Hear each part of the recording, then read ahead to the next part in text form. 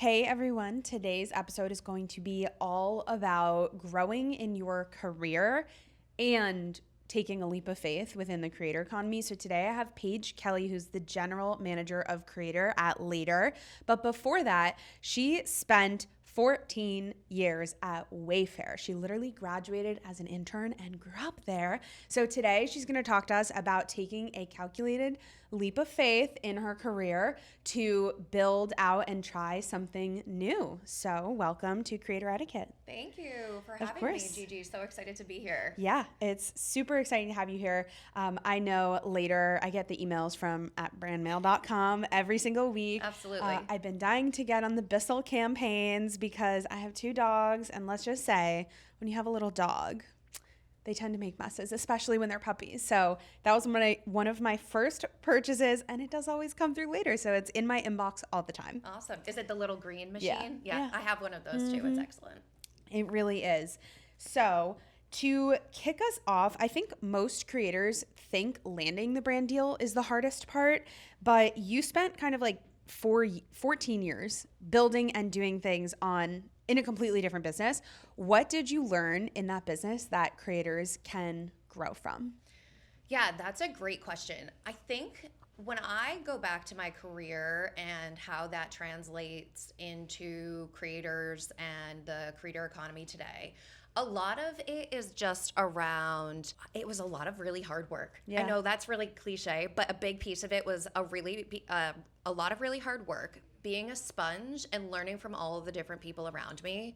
And I think in the creator world, what I've really loved is a lot of the community aspect and learning from different creators. But so yeah, I would say learning, working really hard, using data to drive a lot of the different decisions that I was making, and helping just set really big goals for myself, where I was constantly trying to be a better version of myself versus thinking about how anyone else was performing around me, and just kind of doubling down on how can I be a better version.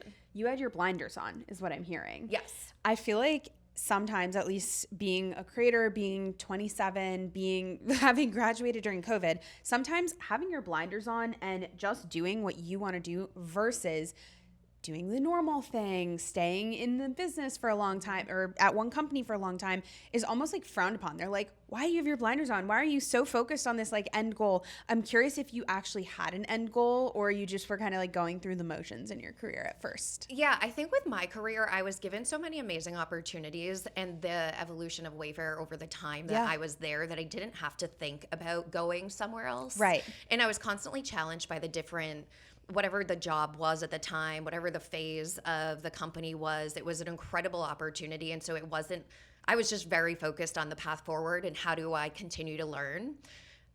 We've never discussed this in our discussions, but I actually was a nursing major in college. Wow. And so it really was, all of this has been very much a leap of faith and really interesting, just constantly learning every single day from everybody around me. And it's been exciting. And I am just super excited about my new position at Later and what that will look like for me in the future. It also just goes to show that just because you studied one thing or just because you start your career in one place doesn't mean you cannot completely 180, 360 pivot and do like backflips off of like whatever into a pool. Like it is going to change so many times. And even I've experienced that myself. I vividly remember graduating in 2020 and reading an article that Business Insider posted at the time about how having a bachelor's of fine art was the most useless degree. And I'm like, actually, no. As a creator, it is the most valuable degree to have ever had. I know how to use all these cameras, all this software. I could do graphic design for all my graphics, for all 4 of my brands. I can do public speaking. I know how to tell stories. I can operate and figure out how to edit something on the back end. Like there's so much opportunity there. And I'm sure, having been a nursing major, and my mom's a nurse, by the way, so maybe I have a soft spot here, but having that experience teaches you how to be a people person and how to be an advocate, not only for yourself, but for other people. And I think that is one of the best qualities to have in the creator space. Absolutely. I don't look back at any of it with any sort of regret. Sure, could I have changed and figured out what I wanted to do a little bit earlier, but it just builds on who you are and gives you different life skills that I feel like finally somehow work their way into everything that you're doing. Yeah, totally. So I kind of want to talk a little bit about what it was like to be at a company that scaled so dramatically when you were there. Talk to me about the growth that you had at that company. Obviously, it was like, a little bit of a unicorn experience probably, Absolutely. but you stayed there for a long time for a reason. And I'm just curious about the professional development that you experienced and what choices you made to stay there versus thinking like, oh, I might go somewhere else, try something new. Yeah. So for me, I think it was absolutely a unicorn experience, very unique and something that not a lot of people get to experience in their career. What I'm most excited about is the journey that I'm also on right now with Later. Yeah. Because a lot of what I was attracted to Later for is the same reasons of why I started at Wayfair, why I thought it was super exciting. And so for me, just with my experience at Wayfair, it was all about the growth opportunities. Yeah. It was challenging myself. It was seeing the results of what we were doing. And then now it's just translating that all back to the same type of things that I'm seeing now at Later and excited about. Yeah. So when you were at Wayfair, you were doing like supplier acquisition, right? I was responsible for, I was in category management. I was responsible for the housewares and more, which is about, I think it was about 11 product categories. I owned the P&Ls of those. And then I also did have global supplier acquisition and onboarding, as well as the branded strategy. So quite a bit, but it was all awesome and actually very much translates in a lot of ways to what I'm doing now. Yeah. Because you're talking about basically creator acquisition and also at one point it was supplier acquisition. And then we talk about in this space also all the brand partnerships. Yep.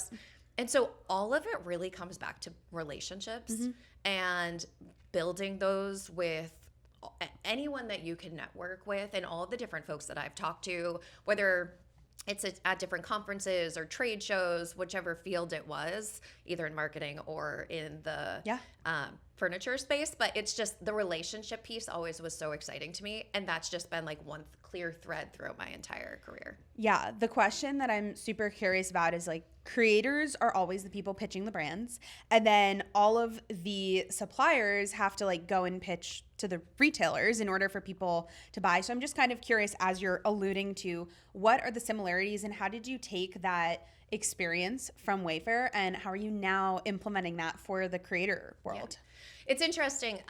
So there's on the affiliate side, because I have the Mavely team, we are pitching brands to come onto the Mavely platform.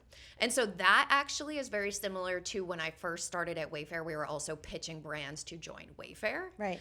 And it's more getting them to understand kind of the long-term vision of how do we build this business together. And then from a creator standpoint, I kind of see it as a mix. There's a lot of creators that I've worked with that are certainly active, like out there looking for new brand partnerships and talking to us all the time about it on the Mavely side. But then there's a fair amount of creators too that are just very selective about the brands that they are working with. They already have too many. They're trying to focus on what it is and really delivering on those brands. And I very much respect that because in my mind, that's, they're doubling down on exactly what they think they can actually deliver. And then just on the actual side of Mavely and creators, I think the key thing is just making sure that, so I don't know how much you know about the actual Mavely business, but we have dedicated account managers for a lot of the creators that are on our platform. And so our team is bringing opportunities back to the team, or to the creators, sorry, which is a really big bonus and plus for how they work together. Yeah, that makes a ton of sense. I'm curious in terms of creators pitching themselves, because that is a part of this platform. What do most of them get wrong? Or what's the most common problem you see that creators get wrong over and over again that makes you be like, I don't want to work with them again? Yeah. I think what I've consistently seen is just when it's not something that's true to them and they're not it doesn't come off as authentic. Yeah. Then it just doesn't bring the audience along with them at all, right? And their community and the folks that are, listen, it's like it comes off too obvious that it's an ad. And if that's the case, I think the creators what they really need to do and what we need to work with the brand side on is just educating them about pushing back to make sure they're getting the right direction. Yeah. And then because Later works at scale with hundreds and thousands of creators, and then you also work with hundreds of brands. Yes. How do you manage the relationships between creators and brands, and then the brands with the platform? And at the end of the day, we're all people, but there's a lot of different hoops that you kind of have to jump through. Talk to me more about that. Yeah, absolutely. We have an incredible team that are, I think, so we acquired Mavely in January of 2025. I almost just said 2005, which is crazy. So with that, and then we have the later side of the business. There's teams that work on each different segment, right? So we're focused on bottom of funnel, focused on top of funnel. And it's really about, I would say, making sure that it's a seamless experience for the creators and for the brands, and that all of the communication happens internally so that they don't have any sort of, the creators don't feel like they're jumping from person to person. And having that creator success manager makes a huge difference in order for us to actually make sure they're being taken care of. And then we also on the later side have a talent partnerships team, and they are focused on maintaining and cultivating relationships with a lot of talent who are not involved on the affiliate side. Right. So obviously you work a lot on affiliate campaigns, and that's kind of a hot topic right now because some creators are super anti-affiliate. They feel like it's not worth their time. Meanwhile, others are making thousands or hundreds of thousands of dollars Or in millions. revenue. Yeah. Yeah. So I'm really wondering, like, what makes somebody a great affiliate creator, and how hard is it to break into the space if you've built your audience without affiliate first to then kind of go in the reverse and add affiliate later on? Brand partnerships first, affiliate second, versus affiliate first as they're growing, and then brand partnership second. It's interesting, but I haven't done an exact dive into what it would look like if you were brand partnership first into affiliates. I have this, like, to me, it's like, why not? Why wouldn't you do that? You don't want to clutter all of your content with links, but if you are doing campaigns, I do think that there's a clear audience that is looking and interested in some sort of affiliate link as well. And so I'm not, to me, it's kind of like, oh, that's just added income and very interesting. And but you're right. There are certain folks that in the creator space that are very against affiliate marketing, or doing affiliate links. I personally have always wanted to do it because I think it's really interesting, and I think there's an actual art to how do you balance how much you're actually posting for links, how do you make sure that it is something that is woven into a true story of who you are and the content that you post, how do you make sure you don't overwhelm your community of followers that you have, and just making sure that it's actually the right ratio. I think that's a really big thing that a lot of creators have trouble navigating. I've talked to creators also just from a time perspective. I think a lot of people don't want to do affiliate linking because of the commitment there. But I think that you have this captivated audience that's right there and wants to know more about you, that, like, why wouldn't you? Yeah. At the end of the day, when a creator's doing affiliate, like you said, it's a very time consuming. I know creators, at least in New York, they're in like the fashion and beauty space. They hire VAs to basically scour all of their links, every single purchase they do, and then add them to their social networking linking platforms that then they put on their stories, and they put in their bio, then they put in their newsletter, that they put the many chat automations for. And I think all of it is a really smart strategy, but it doesn't work for every creator. Right. It's interesting. I've met with so many over the last few months of different creators that have really built, like you're saying, a true business with these virtual assistants that they're working with, or hired actual assistants that work alongside them. And it's amazing to just see the evolution of them and how they've become a brand and built a full business out of it. Yeah.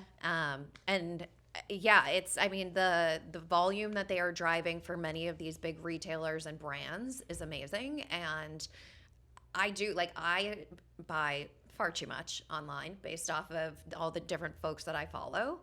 And I just have this like level of trust in knowing that they are actually interested in putting something out there that I feel really comfortable buying when they're saying that it's something they like. Yeah, something else that's really unique about the Later platform that I have experienced over the years is that it started out as like social listening. Yes. And then all this other stuff kind of got in the mix because they realized like, oh, Well, creators actually need access to these social listening tools. And I think that that piece of it is actually still super underutilized by a majority of creators. A lot of creators say that they're burnt out because they're constantly posting and constantly managing when there's tools like this, yes, internally on the platforms, but it's in one place where the data is all aggregated and then they see analytics from it. They also can, I believe, like maybe there's like new AI features I don't know about, but can you talk to us more about that part of the business? Yeah, I think one of the big benefits of Later and the fact that we had acquired Maverick originally and then Mavely, we have on the Mavely side 180,000 creators in our database, which is also just a crazy amount of data that we have stored, right? We also partner with all of these brands, and everything as like a lot of what we focus on now and talk about just different AI methods is how can we make it easier for the creator in the future so that they are less reliant on having to actually go in and figure out what they should post, when they should post, who their audience is, all that, like just serving it all directly up to them. And there's certain areas that certain tools we've launched already in the AI space, but I think that it's something you'll continue to see a lot come from on our side of just, to me, it's a lot about what can we do to make the creator's life easier and really allow them to focus on building their brand and their business and bringing that to life. Yeah. So in terms of that gap, what do most creators need that they're not getting right now from brands and or influencer marketers? Like what support do creators really need? In talking to many creators over the last couple of weeks, a lot of what I've been hearing is actually less control over the brief. It's all about the brief. Less control over the brief. The more that you can give flexibility and allow the creator to be authentic to who they are and who they're speaking to is very important. And so I think there's like, for all brands, there's a core message that you want to deliver, absolutely. But allowing a creator to actually take that and turn it into what resonates with them and what makes the most sense is the best thing that a brand can do. Yeah. So in terms of what Later does specifically, like I know Later also even does like research polls and all these things. I mean, there's so many things that are going on. I'm definitely curious about who is the ideal creator partner that you guys would work with. Not necessarily a name, but in terms of work ethic, in terms of getting the deliverables done, in terms of their trust in their audience. I mean, how hard does a creator really have to work to get a partnership? Yeah, there's so many incredible creator partners that we have, and I'm sure there's many out there that we don't work with yet, and we'd love to, but it's really about like hitting all of the different deliverables that a brand is looking for, staying within the guidelines, building and cultivating a community of followers on their side. We also love the engagement with us. It allows us to get to know the creators more, so we've hosted events in a variety of different cities. The more that we can get to know the creators, I would say also the better. And so again, comes back to relationship building. But it's really about getting to know the brand, knowing the message that they're looking to deliver on. And then I'd say also creators who really understand the data and are willing to work on whatever they're seeing, like fixing whatever they're seeing in the numbers to go and make any specific edits or different content that they know they need to actually deliver.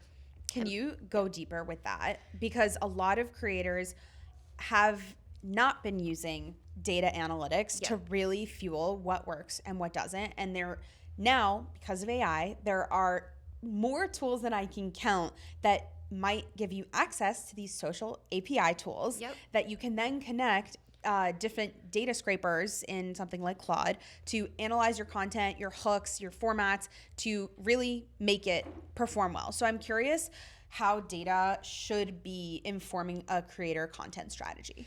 Yeah. First off, I think that there's a variety of platforms where including Later, like we will give that feedback back to the creator directly so that they're aware of how they performed in specific campaigns and all the data that goes around that. I would say the core thing that's really important is for a creator to understand the overall goal, right? There's a campaign that a brand is setting. There's a specific amount of money and budget that is dedicated to that.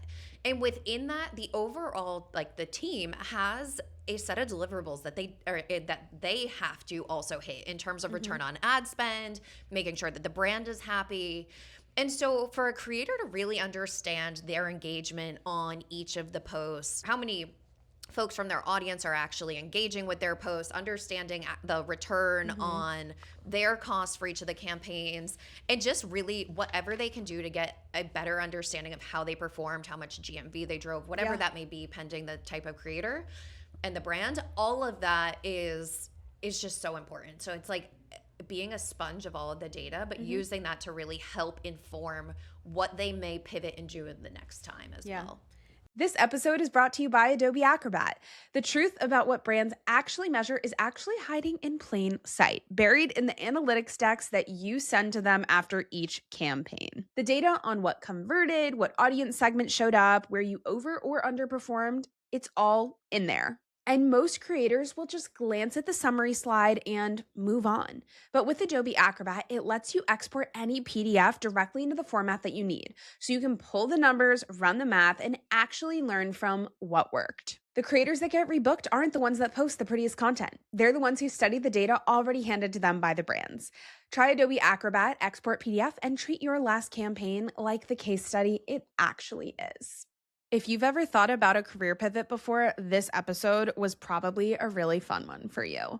I interviewed Paige about how she left corporate after 14 years and made a complete pivot to go to another corporate environment, but this time supporting the creator economy. And at the end of the day, there are a lot of things we chatted about that have to do with career, professional development, and most importantly, how to make money as a content creator.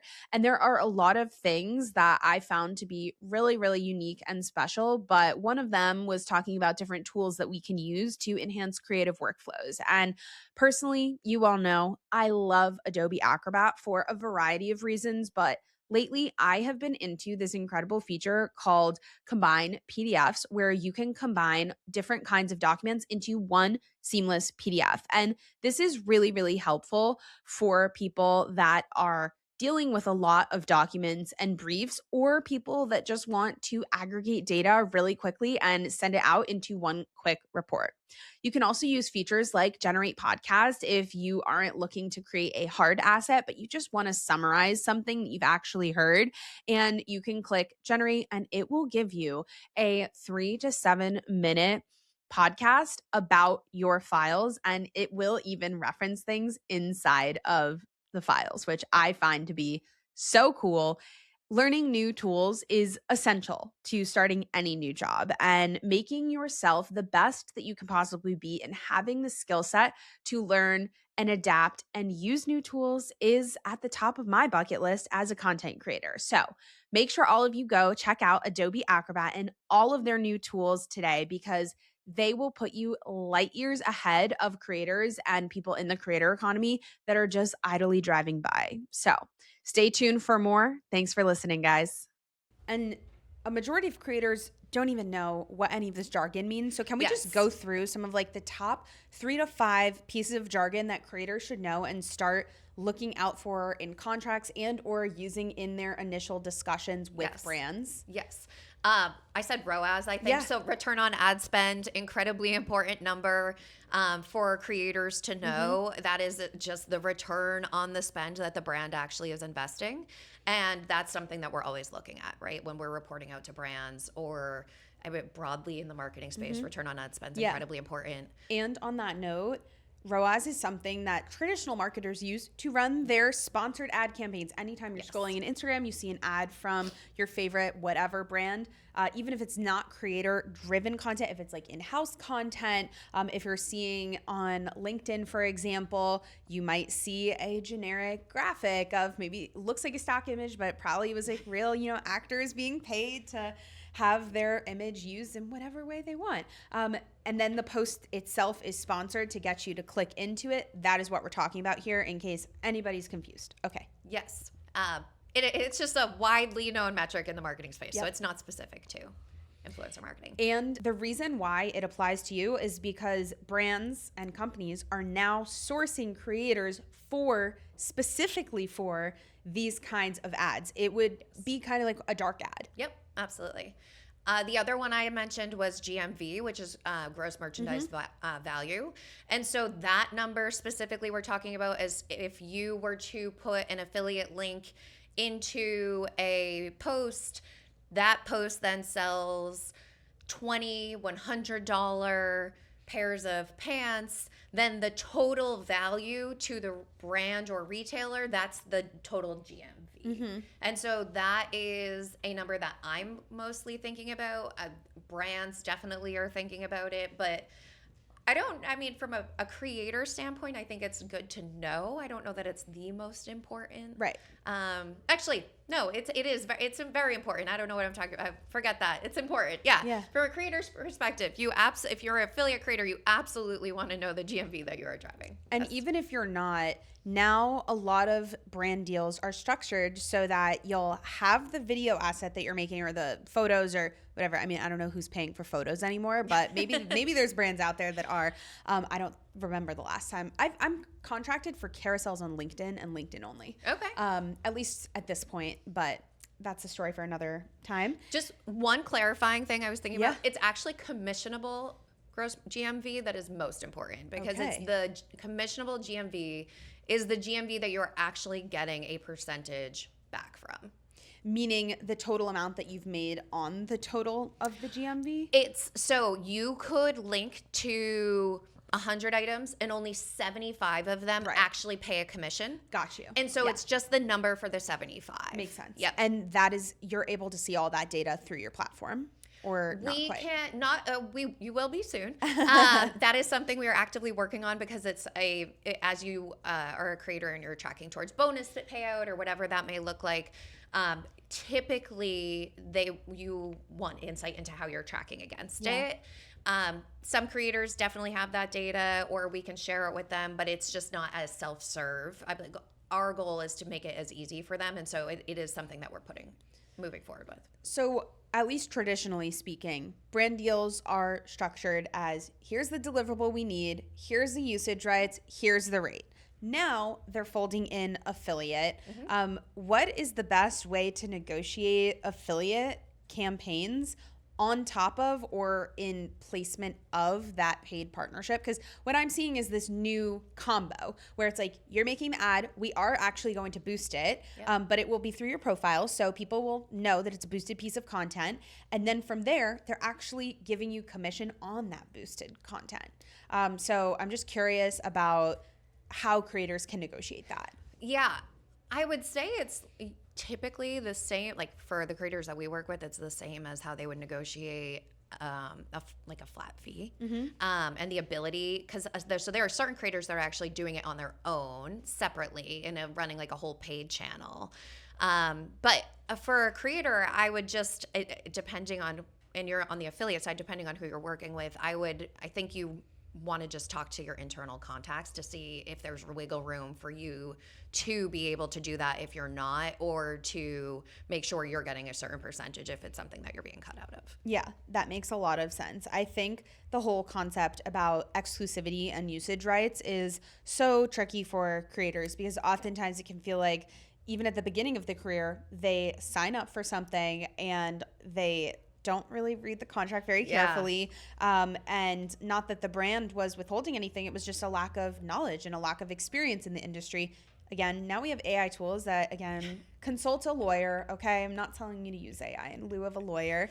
But there are tools now. There are general terms that creators should know. What should they look out for as they are looking to negotiate and looking to sign brand deals? It's so funny. As you're talking about this, I got engaged in November. I'm getting married in September. And all of the contracts that have come over, it's so overwhelming. And so I can't imagine as a creator seeing a contract and not having so many questions, but then just saying, oh, it's just easier to sign it. Like, you have to look at the details. So I agree. Yeah, the AI really only gets you so far with that.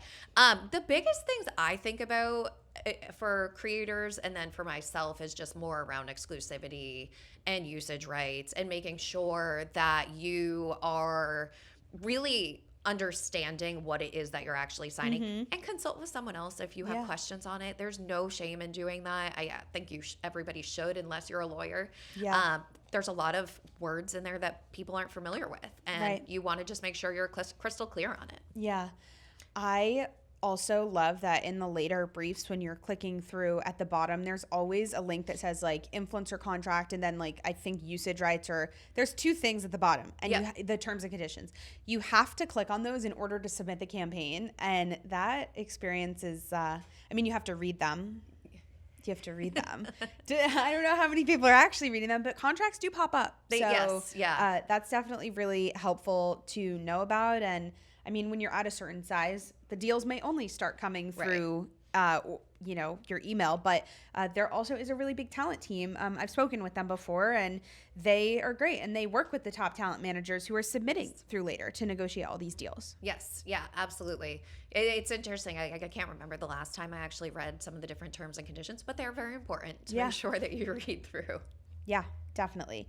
So I'm curious. Creators often operate without systems. What would be your biggest piece of advice in terms of time management and professional development if they are a solopreneur? Yes.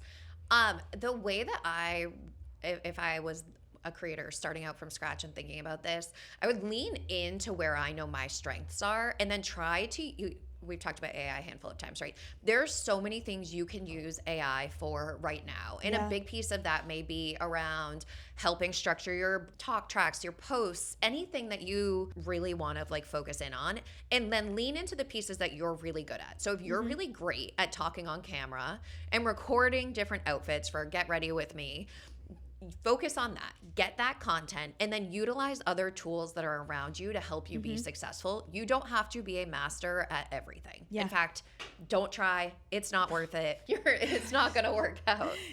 And so I think that's the biggest thing. And then as you scale, again, I was talking to some creators last week about this. It's around spending your time on the areas that are most important to you, that you know only you can deliver on, right? And so again, that's the being on camera, that's the creating content. And as you build your business and you're able to hire a virtual assistant or hire someone full-time to work with you, then you can have them help with the other areas of the business. But just like focus on what's true to you and the content that you're excited to create. Yeah. I think everything that you're talking about is a major lesson to any creator that you need. And that's actually a theme of all of the, executive interviews that I've been doing here at Possible, is that you have to think about it as business. You have to be your own salesperson, your marketing team. You have to do everything at once. And then over time, you build it. You become a sponge. And I'm really curious because I'm 27. I'm an elder Gen Zer. But Gen Z gets a really bad rap about not having a work ethic, about being lazy about things. And something I have noticed over the past, 5.5 years is everyone graduated. They were either in high school, middle school even, and college in Gen Z. No other generation experienced anything like that as they were entering the workforce or preparing to enter the workforce. That said, they were home. They were watching everyone else on the internet blow up just by doing dances. And so all of a sudden, everyone wants to become a creator. Everyone thinks it's easy to make money online, and they don't actually have the mindset or the work ethic to get there. So I'm curious if you have any advice to somebody who wants to become a creator. And that could mean starting as a side hustle while you're actually working at a bigger company. Yeah. I guess first off, 2 comments to that. I actually don't believe the general most people understand how hard it is and how much work it is to be a creator. That's a big piece that goes into it, or how much you're thinking about. You want to make sure each brand campaign does meet the brand's needs, and you're not just taking a check and walking away. This is a business that you've built. I think that, along with the time commitment to doing that, is something that is not as well known, and we should do more to try to amplify that. And then the second piece I would just say is absolutely start as a side hustle. Have it be something that you're trying to do in a smaller period of time that you do have. Carve out what works for you, and then over time, try to make that a bigger piece. But you have to start somewhere, right? And so if you're starting with what works for you and then building more and more over time, everybody was there at one point in the beginning, right? Being on camera and taking a video or an image or whatever it may be that they felt uncomfortable with. And I think you actually hear that in all the different creator stories. And so you've just got to like take a leap of faith and put yourself out there. Yeah. Would you say it's important to also be financially prepared for that?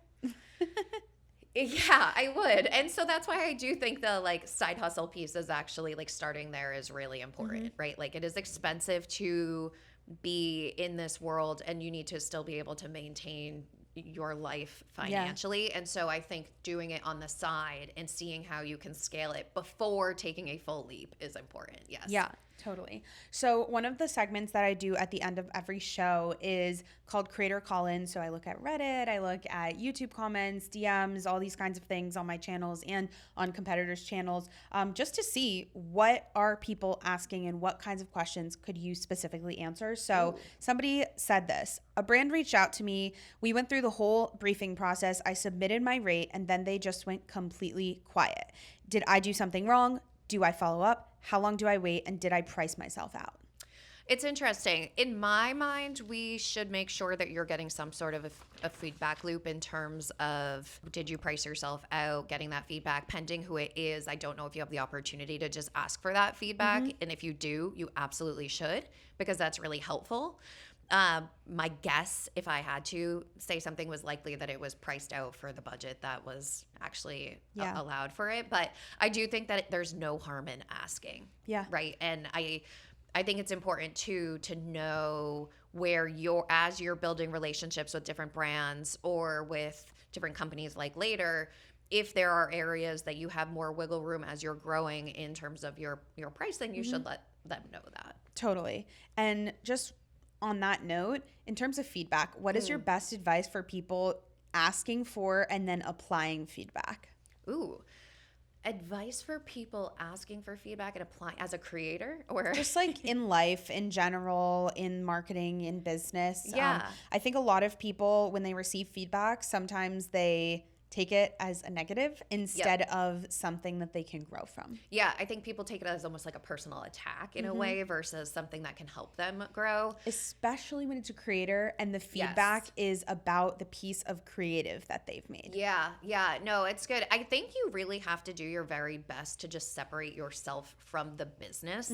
And that's probably more challenging in the creator space where you are the business. Yeah. But at the end of the day, you are producing a piece of content for a brand and you just need to try to take a step back and remember it may not have to do actually with you, but it just didn't fit something specific of what they were looking for. That makes a ton of sense. Well, thank you so much. This was such a fun conversation. Thank you for having me. It was great. Of course. I hope you guys loved this episode all about professional advice from somebody who is now in the creator economy and working on shaking a lot of things up for you. So make sure you go check out Paige on LinkedIn and stay up to date with everything going on with Later. I will see you all next week on another episode of Creator Etiquette. Bye, guys.